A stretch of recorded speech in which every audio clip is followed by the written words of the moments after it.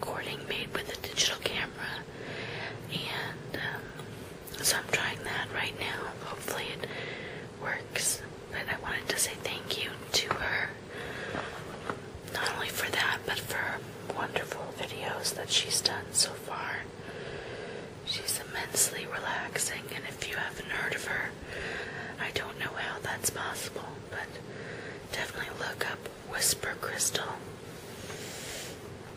I decided to do another reading video, and tonight I'm doing Harry Potter and the Prisoner of Azkaban, Part 1.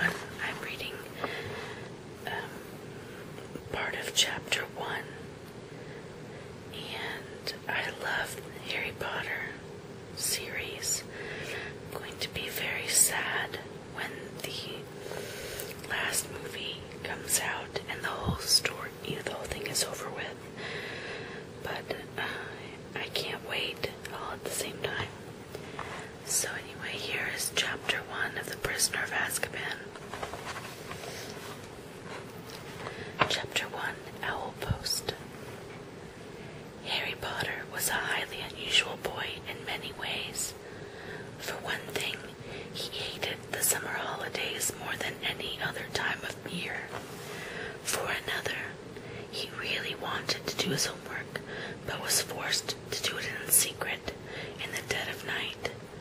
And he also happened to be a wizard.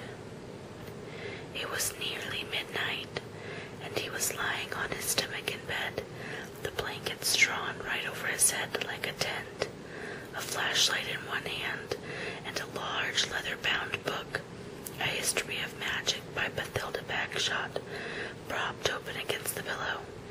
Harry moved the tip of his eagle feather quill down the page, frowning as he looked for something that would help him write his essay, which, burning in the 14th century, was completely pointless. Discuss. The quill paused at the top of a likely-looking paragraph. Harry pushed his round glasses up the bridge of his nose, moving his flashlight closer to the book, and read, "Non-magic people, more commonly known as muggles, were particularly afraid of magic in medieval times, but not very good at recognizing it. On the rare occasion that they did catch a real witch or wizard, burning had no effect whatsoever.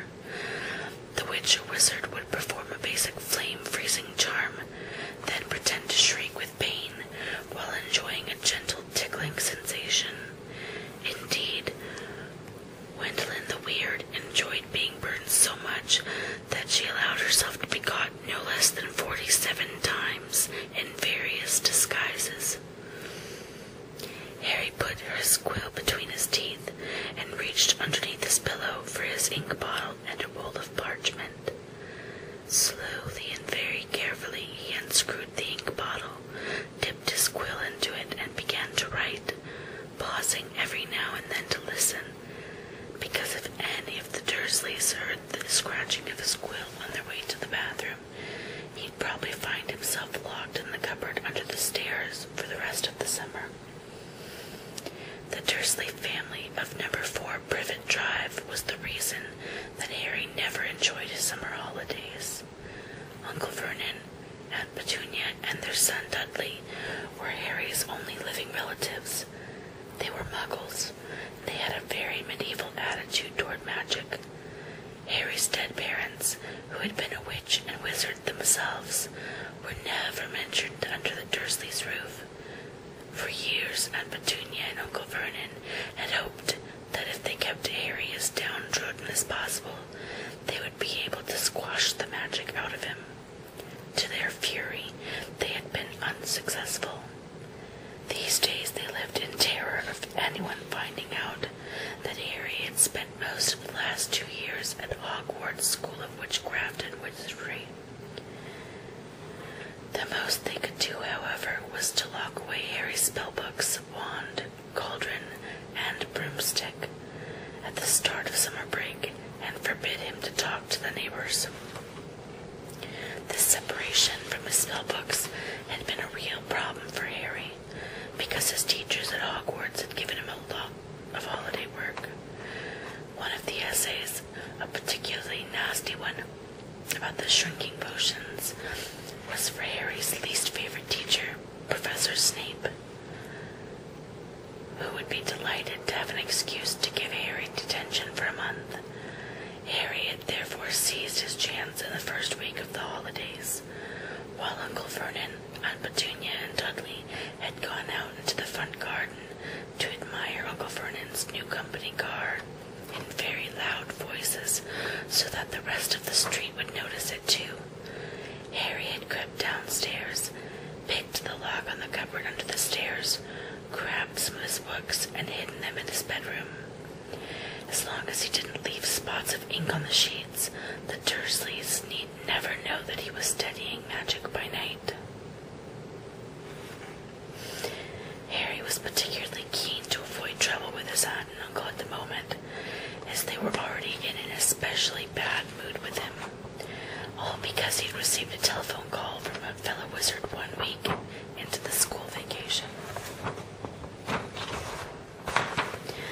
Ron Weasley, who was one of Harry's best friends at Hogwarts, came from a whole family of wizards.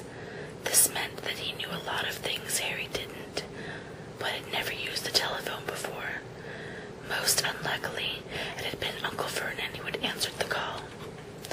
Vernon Dursley speaking. Harry, who happened to be in the room at the same time, froze as he heard Ron's voice answer. "Hello, hello, can you hear me? I want to talk to Harry Potter."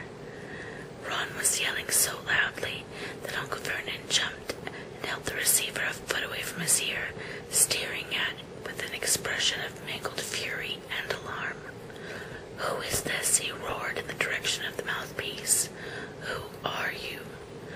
"Ron Weasley," Ron bellowed back, as though he and Uncle Vernon were speaking from opposite ends of the football field. "I'm a friend of Harry's from school." Uncle Vernon's small eyes swiveled around to Harry, who was rooted to the spot. "There's no Harry Potter here," he roared, now holding the receiver at arm's length, as though frightened it might explode. "I don't know what school you're talking about. Never contact me again. Don't you come near my family." And he threw the receiver back onto the telephone as if dropping a poisonous spider. The fight that had followed had been one of the worst ever. "How dare you give this number to people like you?" Uncle Vernon had roared, spraying Harry with spit. Ron obviously realized that he'd gotten Harry into trouble because he hadn't called again. Okay, that's the first part that I'm going